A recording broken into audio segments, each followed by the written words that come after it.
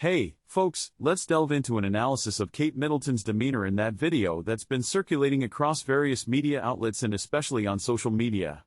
It's caught attention regarding her eyebrows, hand movements, and even her ring. Many things are curious, and we'll discuss them in this video. So, folks, if you're up for it, I invite you to subscribe, like, and hit the notification bell. Let's get started. As I was saying, let's dive into it, folks. You're on Info Influencers. Here, we cover all these topics, and we might revisit the topic of Shakira someday. If you're here for Shakira, you know that you can find all the information in Info Influencer Extra. So, folks, let's start with this video that I found very interesting, analyzing Kate Middleton's nonverbal language.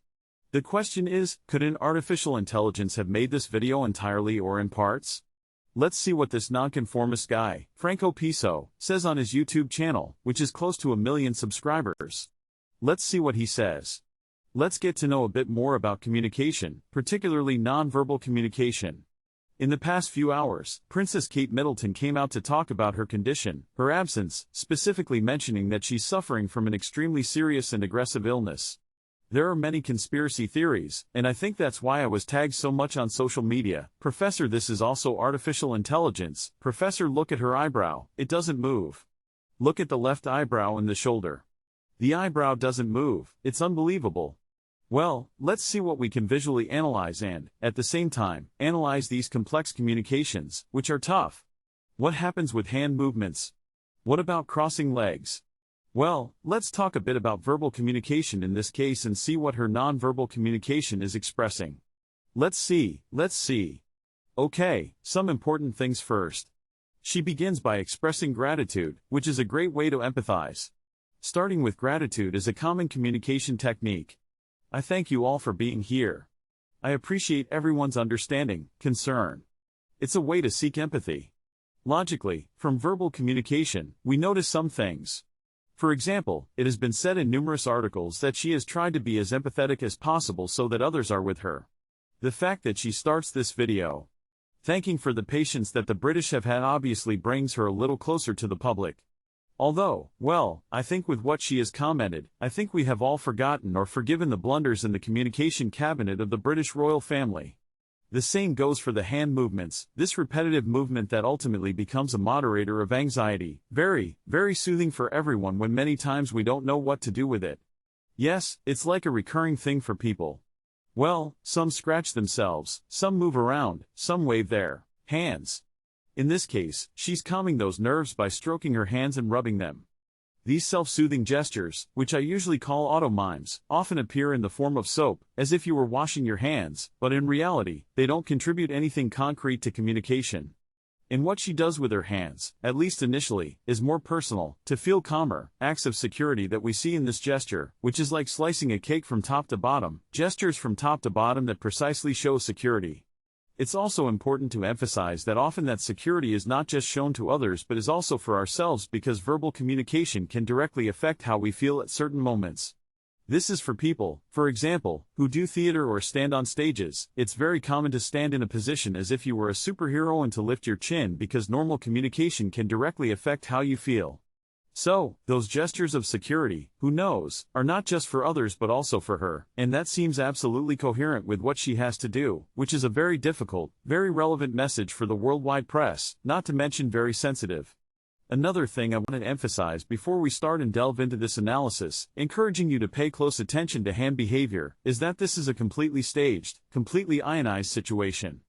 Obviously, notice how the background is blurred, the bench is set at a 45-degree angle, the lighting she is on her left side, our right side, makes it seem like I probably have studio lighting set up on this side. We discussed the lighting in a video the other day, it's quite strange. If you look at the back, it even looks like a studio and doesn't seem real because if you look at the back, to the left, it's as if there's sunlight, to the right, shadow. Grateful for the patience that the British people have shown, obviously, brings her a little closer to the public. Although, well, I think with what she has commented, I believe we have all forgotten or forgiven the blunders in the communication cabinet of the British royal household. The same goes for the hand movements, this repetitive movement that ultimately becomes a moderator of anxiety, very useful for everyone when many times we don't know what to do with it. Yes, it's like a recurrent thing for people. Well, she's killing those nerves by stroking her hands and rubbing them. These self-soothing gestures, which I usually call auto-mimes, often appear in the form of rubbing, as if washing your hands, but in reality, they don't contribute anything specific to communication. And what she does with her hands, at least at the beginning, is something more personal for her, to feel calmer, like acts of security that we see in this gesture of slicing the cake from top to bottom, gestures from top to bottom that come to show confidence. It's also important to emphasize that often this confidence is not being shown to others but to ourselves, because verbal communication can directly affect how we feel in certain moments. This is for people, for example, who do theater or stand on stage. This is very common, standing in a position as if you were a superhero, standing and feeling, lifting the chin, because normal communication can directly affect how you feel too. So those gestures of security may be for others but also for her, and that seems absolutely coherent with what she has to do, which is a very difficult, very relevant message for the global press, and not to mention that it is very sensitive too. Another thing that I want to take the opportunity to emphasize before starting and delving into this analysis, encouraging you to look closely at hand behavior, is that this is an absolutely staged situation, absolutely staged. Look how the background is blurred, the bench is placed at a 45-degree angle. The lighting she is on her left side, our right side, makes it seem like I have studio lighting set up on this side. If you look at the background, it's even lit up. It looks like a studio and doesn't seem real, because if you look at the background, on the left, it's as if there's sunlight, and on the right, shadow. But the sunlight is hitting her from all sides. So there's something more to illuminate her, and well, it's being said that it could even have been edited by artificial intelligence because of some mistakes in the video, not from the chair or the bench, but logically, it's a communication that's even with the teleprompter, because notice throughout her entire communication, she doesn't have any filler words, no poorly placed pauses, no feelings that alter the speed of what she's saying. And that's properly someone who is simply reading or interpreting. This particularly, as the son of a phenomenal mom who suffered a horrible cancer, this, to me, it makes me feel a bit painful.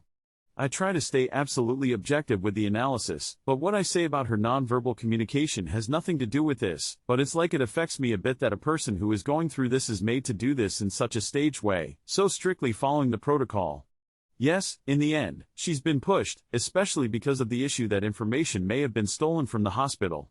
She's been pushed to have to make it public as soon as possible, and evidently, we see that she's very nervous, that this rubbing of the hands is a bit unconsciously to kill those nerves, and that she has been somewhat, in quotation marks, forced to have to make this statement, maybe not at the time she wanted to do it, and therefore she feels a bit obliged to do it, a bit out of time.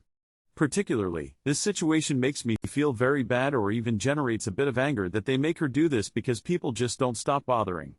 Ultimately, I think this communication is because of the conspiracy theories and, well, the blunders too that were made. This uploading a photo with artificial intelligence. Now people are tagging me, saying, "Professor, look at this eyebrow." Now we're going to talk a bit more about that, but well, I wanted to say that this situation makes me feel bad. It's painful for me. I'm the son of this lady, and the truth is, I wouldn't like her to be made to do this. Look at the hands. She always keeps her legs crossed and her hands down, which has to do with control, with not wanting to convey more than she wants and not wanting to expose herself. Many times, we keep our hands near the genital area because we feel embarrassed, we feel too exposed, and this, from the get-go, is well thought out. It's curious, everything is studied. This is not someone who stands in front of the camera and starts saying nonsense. No. This is studied. Human psychology is like this, and what she's saying can come very close to the reality of what Middleton was really going through at that moment, this state of nervousness, anxiety, worry, tension, feeling forced, obligated to say something that she might have wanted to say, but maybe within a week or two when she wanted to and not when circumstances pushed her to do so. This thing about keeping her hands down is so staged that it hurts me that it's so staged, because I feel that it's a situation of a lot of pain, especially for her, a lot of fear. Well, the truth is, the situation bothers me quite a bit. Everything is absolutely staged. Lowering the gaze on many occasions, when we're talking about pain, when we're talking about some feeling, or many times when we're talking to ourselves. What a bummer, Franco, that you have to go through this. I don't know if you deserve it. A lot of questions must come up. But notice how the body shows real sadness here, even though it's not so noticeable at the micro-expressions level, because obviously, it's retouched. I don't know if with or with some other type of intervention, but it does appear in this general nonverbal communication with a downcast look. And at times, the mouth simply expresses sadness. Well, an expert also agreed on this the other day, that we saw, I think yesterday, that the mouth, no matter how much it tries to disguise it, it's like an incredible sadness. There you see, of course, the tajadito that I always tell you about, that you always have to identify in sadness. Here it is, and this raised eyebrow that so many people told me about, that this is artificial intelligence. I really don't know if it's artificial intelligence or not. I can't recognize it because I'm not an expert in the field, but I can tell you that this could be due to some surgical intervention that didn't go as expected, or it could also be a result of chemotherapy. It's part of her baseline. In fact, in many photos, especially in recent ones, she covers that eyebrow with her hair, this blonde hair that falls here. In many other communications, it covers more or less up to here, and that makes this eyebrow, who knows, not so visible. I say I don't know because I really haven't seen this eyebrow like this in many other communications, but it doesn't specifically have to do with a particular feeling. This eyebrow remains like this throughout her communication, and many people are saying that because of this eyebrow. Yes, for now, these are speculations. There's really nothing certain. It could be Botox, it could be due to chemotherapy, it could be due to artificial intelligence, and so on. Or it could be because of the outfit she's wearing. In reality, the outfit she's wearing is also well thought out. It's seen as something casual, something from home, probably designed to generate more empathy as well, because imagine if, on top of all this that they're making her do, they make her wear a suit for this communication. It would be even weird. Everything is planned in this video, I have no doubt. Well, we'll leave it here because the truth is, it basically coincides a lot with the previous analysis we saw yesterday. If you want to see the complete video, well, I'll tell you, it's called Franco Piso. My people, see you in the next video. Leave your comments. Cheers.